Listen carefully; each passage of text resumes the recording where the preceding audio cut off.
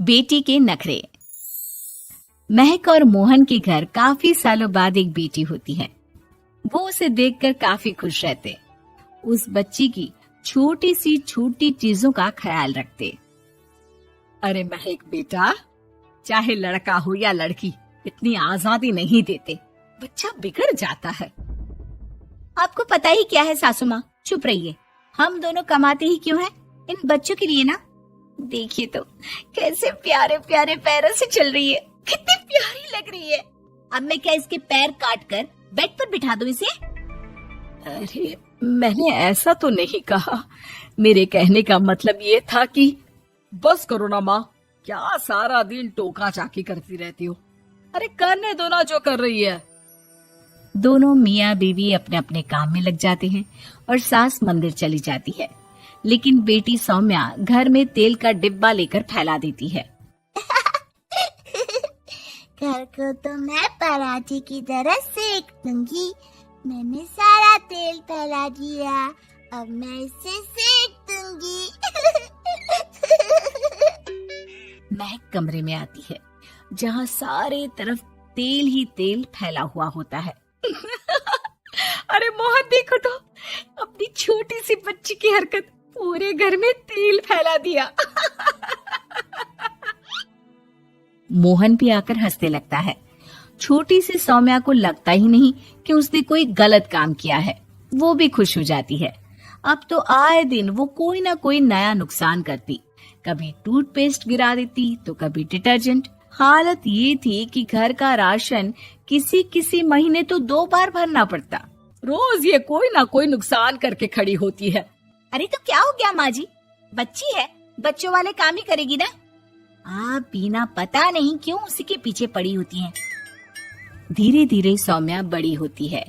एक दिन, माँ देखो दरवाजा खोलो, वो ऑनलाइन मैंने जीन्स मंगवाई थी, वो आई होगी। 3,000 दे देना और पैकेट ले लेना। 3,000? ऐसे कैसे जीन्स है बेटा, ये तो बहुत बड़ा अमाउंट है। माँ फालतू बात थोड़ा कम ही किया करो और जल्दी जाओ, वरना समझ लो खाना नहीं खाऊंगी मैं आज सारा दिन। सास वहीं खड़ी सब देख रही थी, लेकिन अब तो उन्होंने भी बोलना छोड़ दिया था। अब तो आए दिन सौम्या के खर्चे बढ़ते ही जा रहे थे।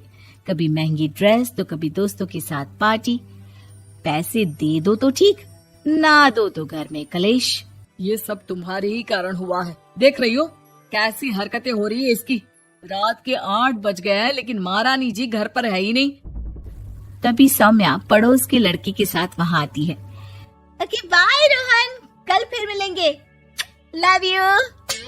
ये क्या हरकत है सौम्या, आज तो तुमने हद ही पार कर दी। पापा कब से परेशान है। और ये लड़का कौन है? तभी पास खड़ी सास बोलती है, देखो महक, आज तक मैंने कहा नहीं था लेकिन मैं आज कहूंगी, क्योंकि ये मेरे घर का मामला है। मैं नहीं चाहती कि मेरे बेटे का खानदान खराब हो या फिर कोई हम लोगों के घर के लिए बात करे। जाओ इसे ऊपर कमरे में छोड़ाओ, इससे कल बात करेंगे। मॉम देखो ना दादी क्या बोल रही है, चुप कराओ ना इनको, जैसे हमेशा करा देती हो। महक को अपनी गलती का एहसास हो रहा था। वो चुपचाप खड़ी होती है। मोहन बेटी को अच्छे से कमरे में सुलाकर माँ के पास आता है। देखो ये लड़का ठीक नहीं है, अब तुम लोग इसकी शादी करवा दो। ससुराल वाले अपने आप देख लेंगे।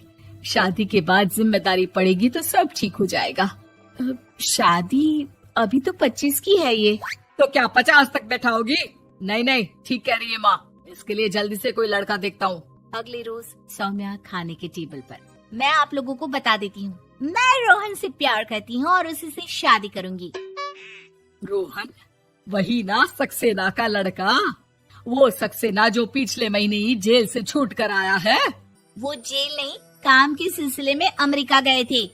अच्छा, सक्सेना अमेरिका गया था तो क्या पैसा वैसा कमा कर नहीं आया?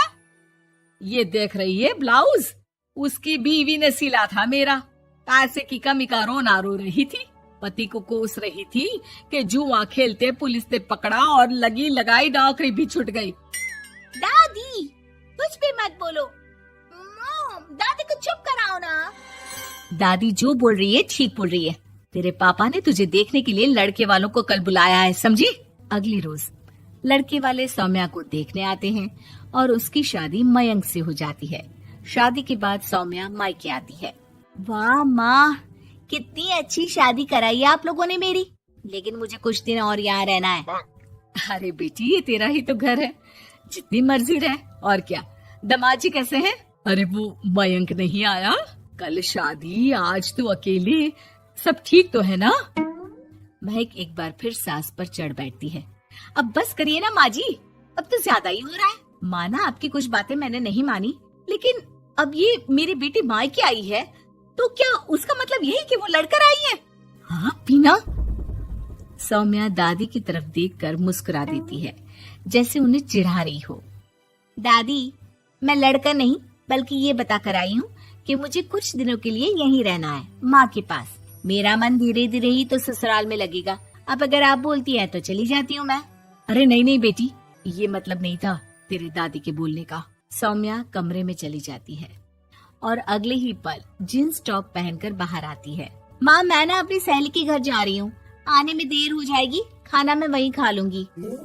सौम्या सहेली के घर चली जाती है। अरे सौम्या ससुराल से आई है, कहीं दिखाई नहीं दे रही। वो सहेली के घर गई है, काफी दिनों बाद बच्ची का मन कर गया होगा। महक, रहने दे अब, इतना हल्के में ना ले। लड़की अब किसी और की अमानत है, घर में इतनी देर से आएगी तो लोग क्या कहेंगे। और होता भी ऐसा ही है। दरवाजे में पुलिस आती है जिसके साथ सौम्या होती है। ये आपकी बेटी है? जी जी, लेकिन क्या हो गया? पापा, मैं और रीना घूम रहे थे तो रोहन वहाँ आ गया। उसने मेरे गहने खींचने की कोशिश की, जब मैंने नहीं दिया तो मुझे धक्का मारकर मेरे गहने ले लिए। पापा, मुझे माफ कर दो, मुझे ना मयंक के पास जाना है। आप उसे फोन कर दो, वो मुझे ले जाएगा। दादी, आप ठीक कहती थी, वो अच्छा लड़का नहीं है।